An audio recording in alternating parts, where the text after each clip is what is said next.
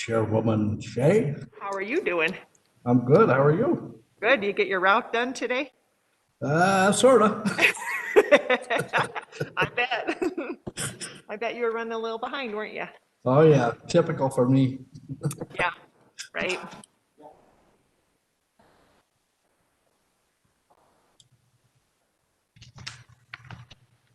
I did talk to Joe, so I know he's planning on jumping on here any minute. Awesome. I hope he's got I hope he's got a whole hour's worth of good news. I know. Did you get the report? I did email the report out to everybody. Yes. Okay, you have it? Okay. Very good.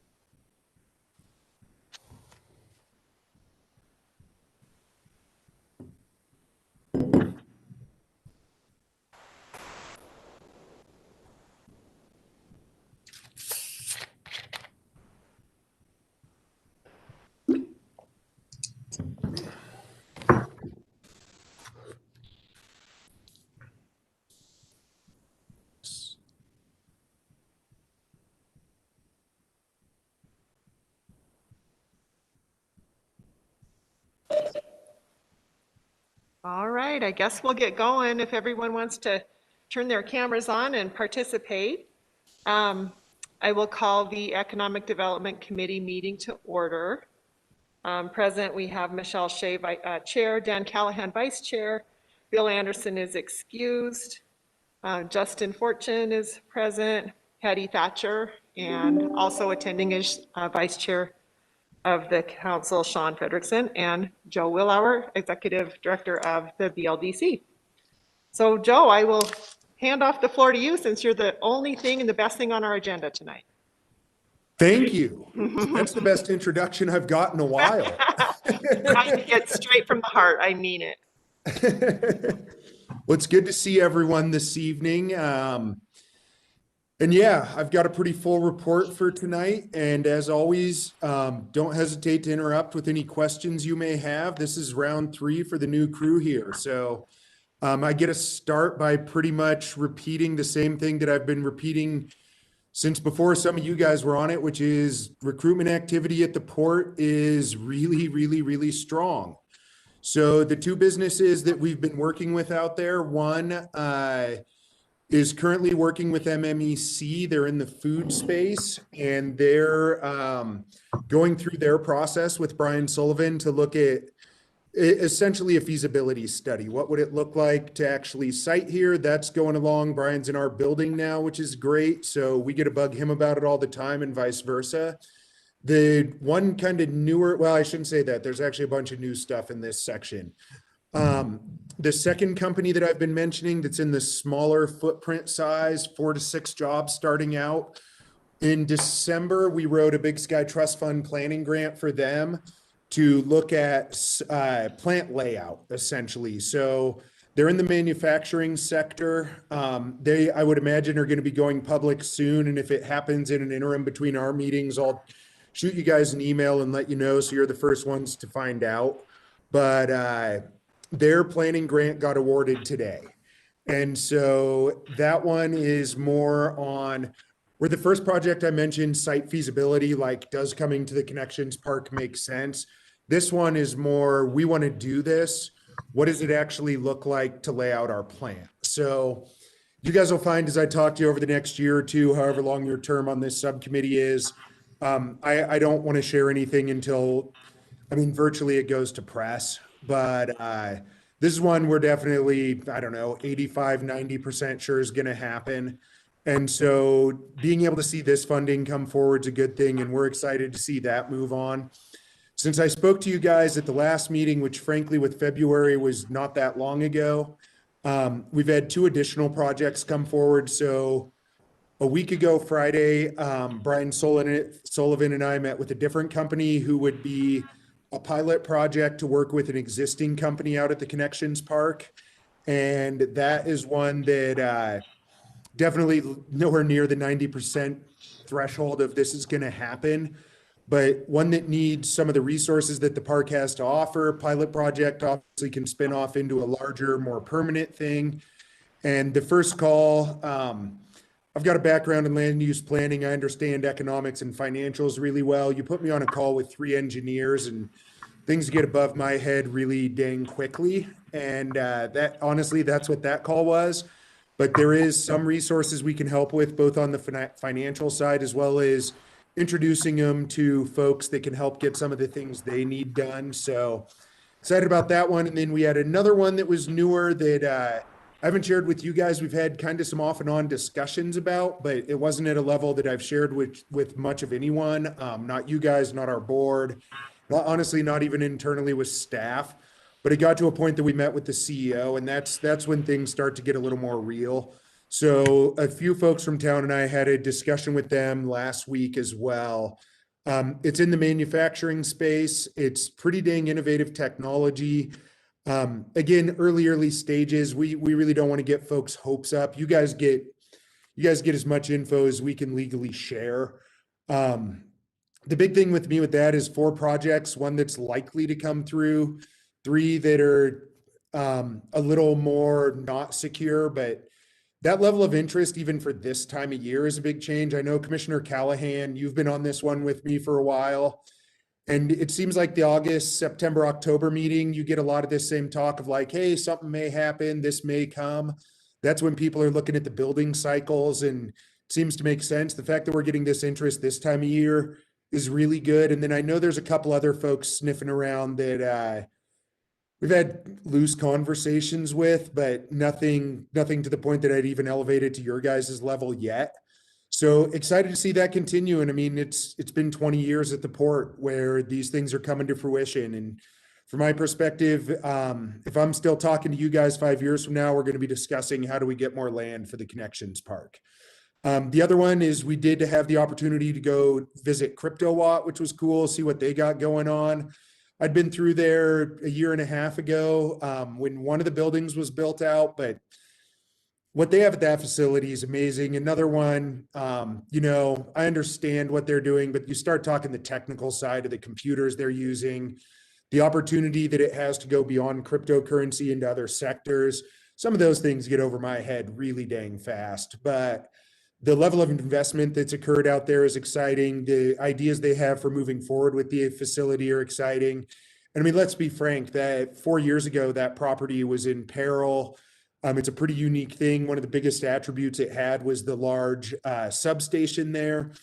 And so to be able to see it change that quickly, and I know when it first started, the amount of dollars they were putting into that place was pretty incredible. So excited to do that. And yeah, you know, and I'm happy to talk Uptown recruitment too. We've got some local folks that are talking about some redevelopment plans for Uptown. Obviously, everything within walking distance of our office is either on the market or has changed hands. And lots of excitement in that regard too. Before I move to retention, did you guys have any questions about the recruitment projects? Cool. Oh, it looks like Commissioner Callahan has a question. Yeah, I was just curious, like the activity around the Kmart building. I see they got the lot plowed and I see activity on the roof. Is there any movement there you can share with us or? To my knowledge, nothing exciting, Commissioner Callahan, which to be honest is disappointing to me because we'd had some good talks this summer about that property. And I was optimistic that around this time of year, we could say, hey, something cool and news happening. I do know the property owner was looking to put a new roof on. And that was something that Karen Burns had been dealing with the new URD there. And so seeing folks on the roof, I would assume that that's moving forward. When it goes to that side, if it's like going to get a URD grant, I talk to Karen about twice a day, but some of those things, it's just not top of mind for us. I knew they were planning to apply for URD funding to do a new roof. She could get you better intel than I could, but I mean, that's one of the more interesting things I certainly am anticipating moving forward is we've wanted more investment in that district.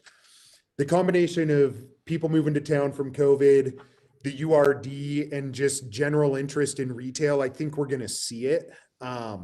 That's obviously that and the mall are as good a properties as you could possibly find down there. And the mall can be even more challenging because of the size of the properties and it's lease properties, not ownership. I remember talking to you guys a year and 2 months ago, where we had folks call and looking at those properties. COVID screwed that stuff all up. Christmas of 2019, we were having really good conversations with several different retailers. We reached out to them when COVID started and it was like, yeah, we don't have a dang clue what next week looks like, let alone next month or this summer. We are starting to re-engage some of those conversations. We've got another project we're working on that retail is what I would loosely put them into. It's more the entertainment space that initial calls are starting, but kind of falls into what I mentioned earlier about not at the level that I want to say, hey, this is going to happen or this might happen. It's like we had 2 phone calls, In terms of that property itself, I think it's as good a retail spot as we have because someone can come in and buy it, or we could have someone develop it. And it's I think 90,000 square feet. It's at a space where you can kind of condo it out, put 2 or 3 properties into it. And then it has a big giant parking lot, which is something in the retail space they all want. Sure. We just got to get that dang median out of the middle of Harrison. One more question. How about the Hardee's building? I understand that's sold. That is the first I've heard of that one. I will find out and I will report back to you. I heard a coffee shop. I feel like we get good intel, but as you know, you guys can throw me curveballs at these things too, and I'll find out and follow up with you. All right. I know prior to him leaving, Commissioner Morgan and I had big plans of 5 guys going in there, so that may disrupt that. Well, 5 minutes of coffee, maybe you'll be all right. I do love coffee. All right. He in fact texted me last week about that, and it's exactly what we said. It'd be a good spot for it. All right. On the retention side, community, I'm trying to think of the right word for it. I feel like the perception of the community as it pertains to COVID is getting better. People are getting shots. The health department, St. James, Karen Sullivan's office, the nursing program at Montana Tech have really rallied together to get as many shots into the arms of folks as possible. And that's something we're super optimistic about. I mean, if you compare even to a few months ago when we were having surges and the vaccine was uncertain, the community morale, I would say, as it pertains to shopping at small businesses has improved from people we're talking to. There's certainly challenges. I would say the Uptown district is facing the most significant challenges because so many of those businesses rely on walk-in traffic. PPP round 2 was deployed since our last meeting. Businesses had to show a 25% loss in a quarter to be eligible for that. If you weren't showing that type of loss, your business is probably doing better. Restaurants and hotels are obviously still facing significant challenges. We, of course, saw that with Tom Cronley's business in Uptown, which we're disappointed about. I really enjoy Tom, and of course, his level of investment in that property was significant. That whole block, I mean, if you look at the work that he did with 5518 right next door, you start to see those other spaces fill in. And that's one of the big challenges we have in Uptown is we're blessed with too much. You know, we have a lot of properties and a lot of the properties are very large, but that was really kind of that hub where, man, you can walk down this block and there's not a vacancy. And so it's disappointing to see that, but I'm also optimistic that we're going to see other businesses take that space. It wouldn't surprise me at all to see a new restaurant go in there because he put the investment in.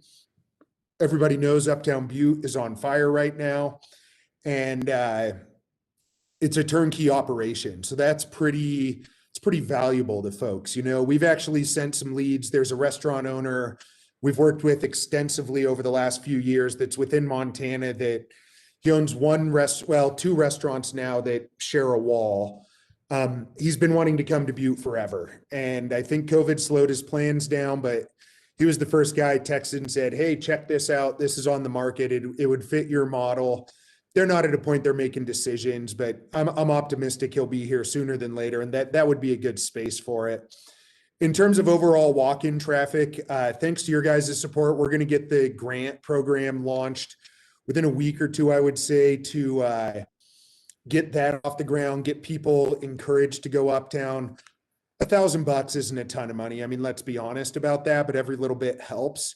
And we want to get as many folks getting into those businesses as we can. And now that it's March, we're at that point. I mean, what we're anticipating is June. So we're going to see not full normalcy, but at least more visitors, more people out and about. And that's going to help on the retention side a lot. We definitely haven't been getting the calls of, you know, gosh, we're in a panic, we're going to close next month. So that's a good thing as well. But the ability of the PPP programs, the state programs, what we've done locally with the support of you guys for the loan programs last year, it all adds up where holistically we've definitely lost some businesses, but where we were at this time last year, I honestly, my opinion is things have fared better than we anticipated. And I can't tell you how excited we are for tourists to show up because that's a huge component of our economy.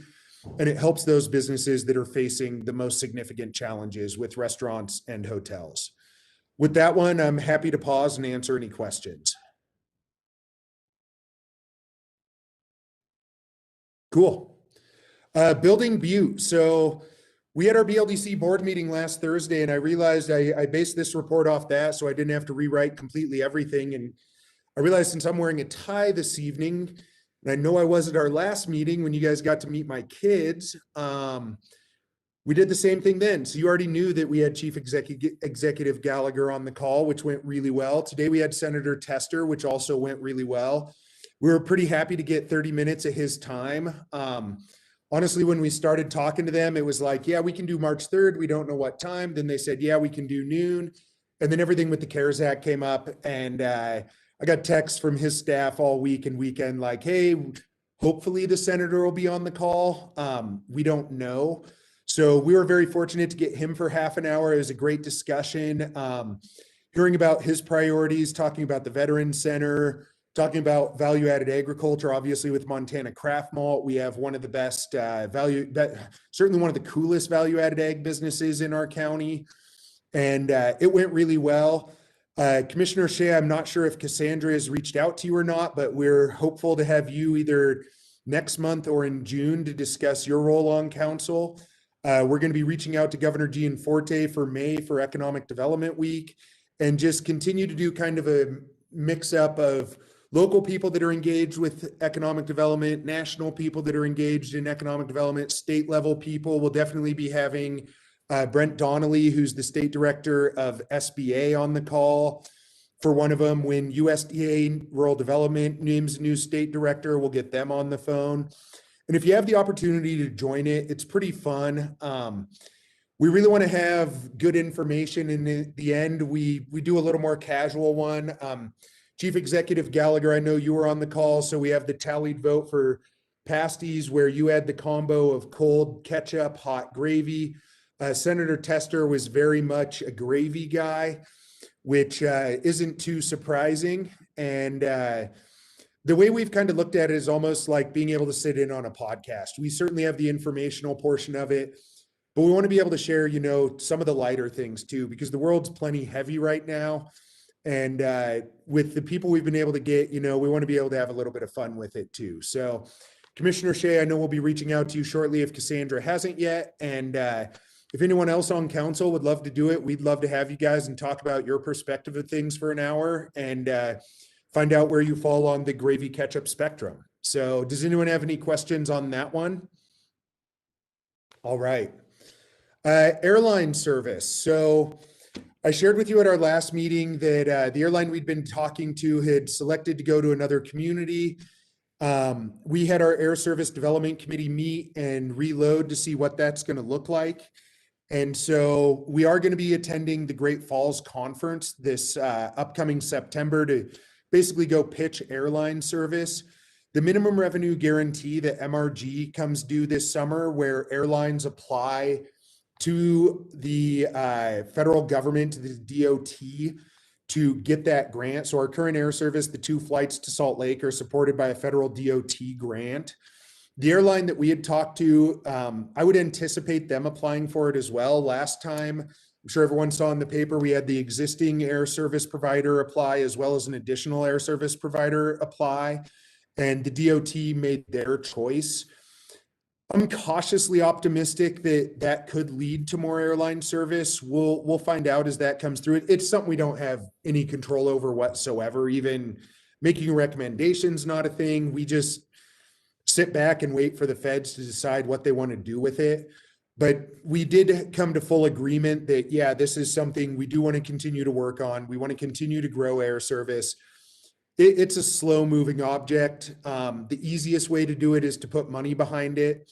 Most minimum revenue guarantees are in the $1 million to $1.5 million range. We have $500,000 that are committed to the project. Last year, we certainly didn't want to raise funds because a lot of that did come out of the business community, and last year was not the year to be asking folks for money. As we look to rebound, I could see some avenue, combination of looking at both public-private resources, really leveraging that public-private partnership to continue to grow air service. You've seen it across the state, of course. Other airlines are getting added, and from my perspective, we certainly have the best airport in the state. And being able to add those flights really comes down to that dollar amount to be able to prove out, yes, you can come to Butte. Your flight's going to be successful, and we can make this happen. So I don't know how much I'll report to you guys on that one in future meetings till we get to that summer time frame, but wanted to get you guys up to speed on that. With that, did you guys have any questions on it? For new members, I will share one of the impetus behind this is we got a leakage study done about 2 years ago that shows what destination do people drive out of Butte to fly to? So essentially, if you drive to Bozeman or Missoula or Helena to fly somewhere else, where are you going? The flights that popped up at the top of the list, number 1 was Seattle, which is no shocker. I mean, MPP, one of our largest employers, obviously has Seattle connections. Butte itself has a ton of Seattle connections. It seems like if you talk to anyone and their family or their kids move to a big city, they move to Seattle or Salt Lake or Denver. Number 2 is Denver. So that's why with the previous one, you saw Denver highlighted. That's really the community we were going after because they were interested at the time and we had the data to prove it. But I would anticipate those 2 cities being where the effort goes because we have the data to say, yeah, a lot of folks drive from Butte to Bozeman to fly to Seattle. And with Alaska, there's a good track record there where they're continuing to expand those flights into Montana. So we're going to keep all options open. We want to be able to expand. And yeah, that's what that one looks like. Uptown master plan. So I know I saw some of your names on the calls we had for that. I've shared with you before my backgrounds in planning. I really nerd out for these things. And I was really excited to see the Uptown master plan meetings kick off at the level they did. We're on the steering committee. And when we sat down a month and a half, 2 months ago and said we were launching this, everyone unilaterally agreed, man, if we get 30 to 50 people per call, we're going to be doing great. That'll be exciting. Like that's the bar for success. We had 120 on the first one and over 90 on the second one. It was freaking awesome. We were so excited. Everybody's zoomed out right now. We just did the growth policy update for town. It seems Montana Tech's doing a plan right now. St. James is doing a plan right now. Like if there's one thing people have been involved with, it's doing planning meetings via Zoom. And to see that level of engagement throughout the community was really exciting. If you guys see Cassandra Sinnell around, be sure to give her a COVID safe high five, because her marketing efforts were what led to a lot of that engagement and attendance. We were in the paper, all the TV stations, social pushes, email chains. If you guys have any interest in seeing it, we actually compiled everything we did to push it. And the level of engagement was really good. The positivity through the chat box was really good. We didn't get the chats, and I know in your guys' role, you get these things all the time where it's just, you know, complaining about things that can't be fixed. I was blown away at how positive a meeting it was, how good it was, the level of attendance. And so the next steps are really going to be subgroups that are broken out into individual categories. So we're going to have, you know, Uptown Business Group. We're going to actually be launching an Uptown Business Survey, I believe, next week or the following week, to get engagement from them. There's going to be the social services side. You know, we have social services in a variety of different avenues in Uptown. Housing, what's residential properties look like in Uptown. Walkability, as well as public infrastructure. You know, there's still, from my perspective, need for more park space and a place you can go sit down and having a sandwich outside. When we finally thought out from winter, what is that going to look like? And so these subgroups are going to be meeting, providing feedback, and there's going to be a lot of that stuff going on. So I would assume any of you who are engaged in those type of things, you'll be hearing from Walker and the consultant, and it's going to be good. Hey, dude. I think the big thing with this is we've seen the level of interest, we've seen the properties change, and there's not a city in Montana that can touch what we have for opportunity in Uptown. And this is going to be the step needed to really capitalize on that opportunity. So I'm fired up about it. We got a lot of folks that are fired up about it. The Uptown Master Plan Association, Shannon Adams and her group have done a ton of work on it. And so it's cool to see. 2 years ago, we were sitting in a conference room talking about it. Now we have the consultant and we're doing some work. So really, really excited about that. Did you guys have any questions about that one that I could answer? I just want to say, Joe, that I sat in on the very last session, and it was amazing. Just like you said, the positivity that was being discussed and the professionalism that the facilitators, the way they conducted themselves and conducted the meeting, and they spoke with such clarity and vision. And I really walked away from that at my kitchen table Zooming, but I really walked away with it with a really great feeling, just really motivated to do something. Yeah, it's exciting. And I think, you know, on our BLDC board meeting, we talked about it last week, is we've made leaps and bounds on sharing the positive messages, but there's just so many good things happening in town right now. It's really exciting. And I know Chief Executive Gallagher shared it on our call, and I feel the same way, of just being able to be fortunate to be in the role I'm in during what certainly feels like a pretty awesome time for town. So, and that meeting, I mean, it just, and those guys don't even live here, you know, they're not here all the time. Like, for them to recognize it speaks volumes. The prospects. So we partnered up with the state chamber. I shared this before, the high school business plan competition. To be completely honest, it didn't fully go the way I would have anticipated it. We had about a month from the time they told us about it to the deadline. We raised $2,000, which was twice as much as Bozeman put into it, which we're proud of. We had 4 applicants from the state. Where I was frustrated is we made the assumption the chamber was sharing more with the school about what it was about, and not the local chamber, not Stephanie, the state chamber. I don't think that was occurring at the level we thought was going on. Out of the 93 applicants, we got 4 of them in from Butte. So as a percentage, it's not awful. I know the time crunch they were under. Given everything that went on with it, I want it to be better, but we got where we needed to be. And I did speak to the person that was running it at the state chamber. He said the applicants from Butte were really strong. The $2,000 we contributed was nice, but there's eligibility for like $10,000 tuition waivers and way more money than we put into the thing. This was just an ability, if local kids applied, that there'd be a guarantee for some student from Butte to get some level of an award. So we were excited to see that. The big thing with this is, you know, if you're going to try big things, some things aren't going to go the way you anticipate. That's definitely where I would put this. But we know for spring or winter of 2022 what this is about. They're anticipating going forward with it. Now, I guess we'll have significantly more interest from Butte High kids for that one. And we'll probably raise more money because we'll know more what's going on with it. So excited to see the results. They're already going through their scoring process on it. And we know some kids from Butte are going to get our money, but I want to see a kid from Butte get the big money because it's a pretty cool thing. I think total prize packages are north of $60,000. So excited to see that. Did you guys have questions on that one? All right.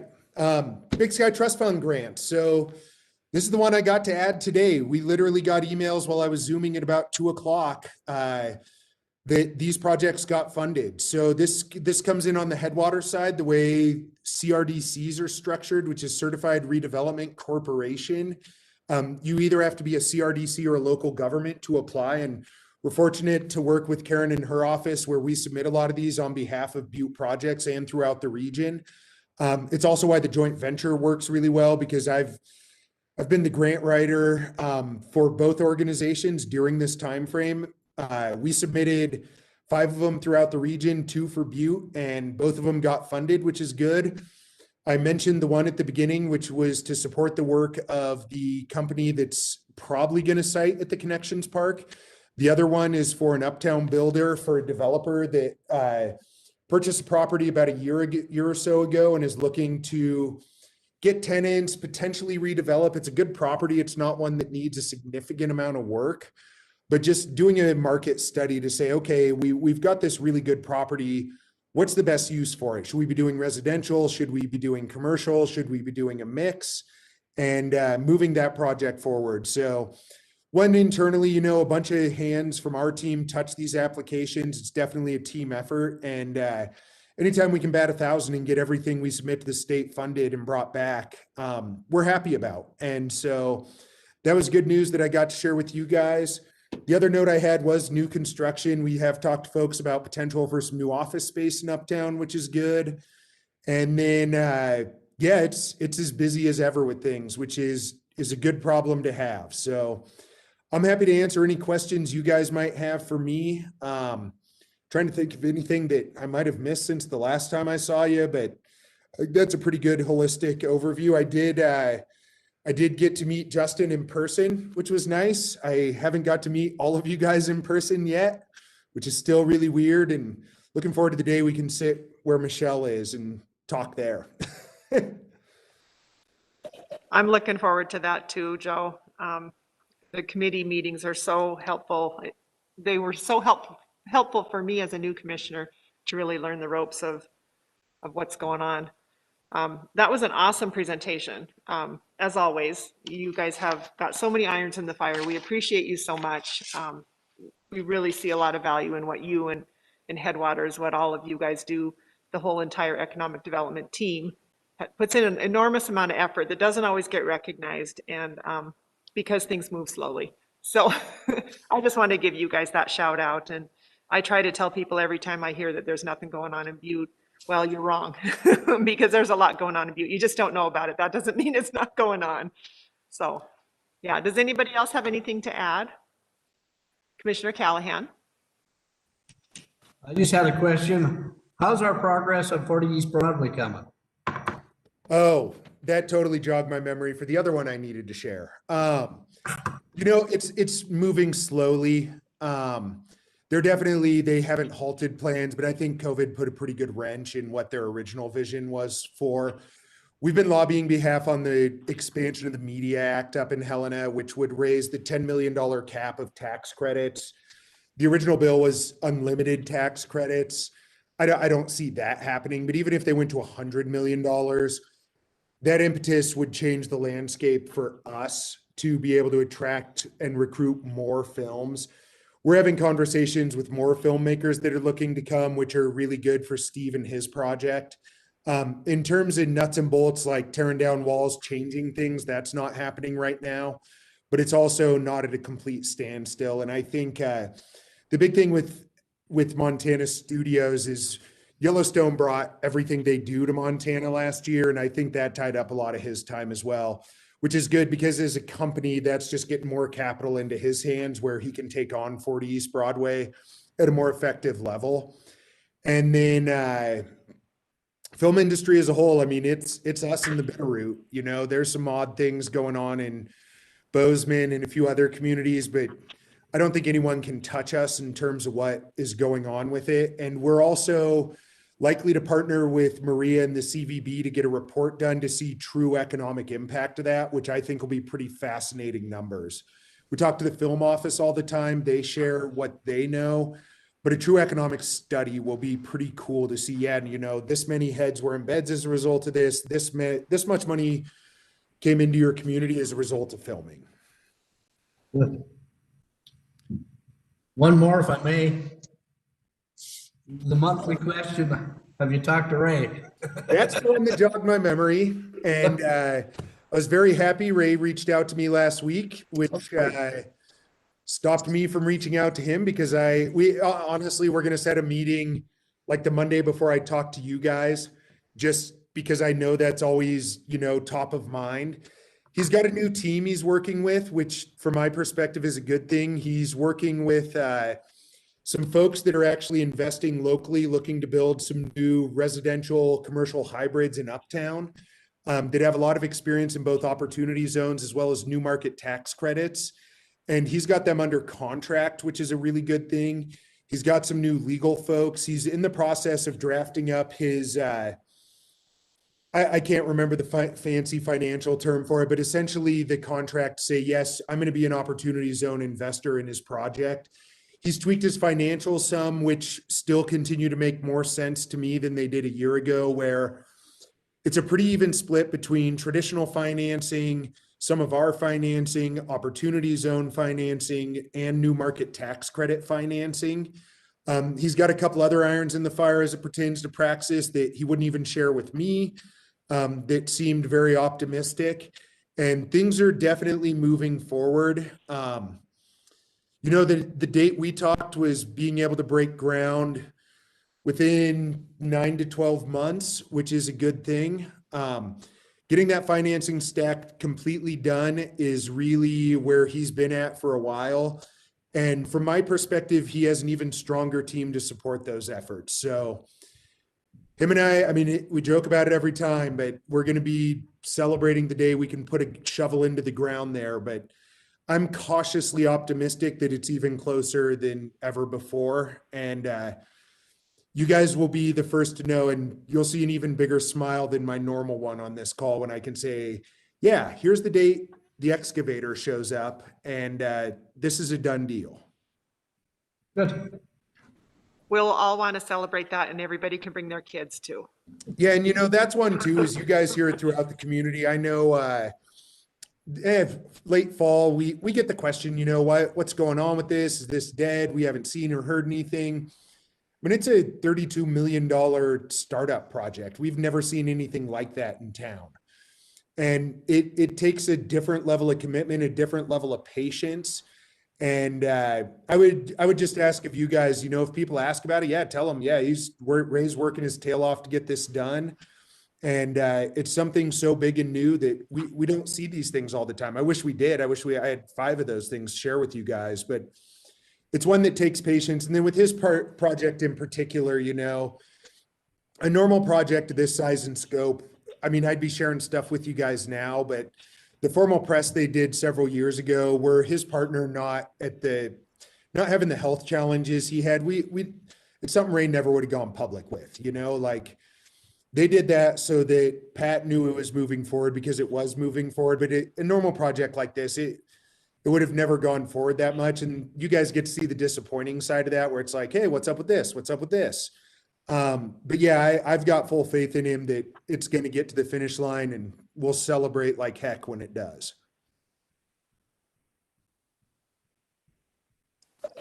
Commissioner Frederickson.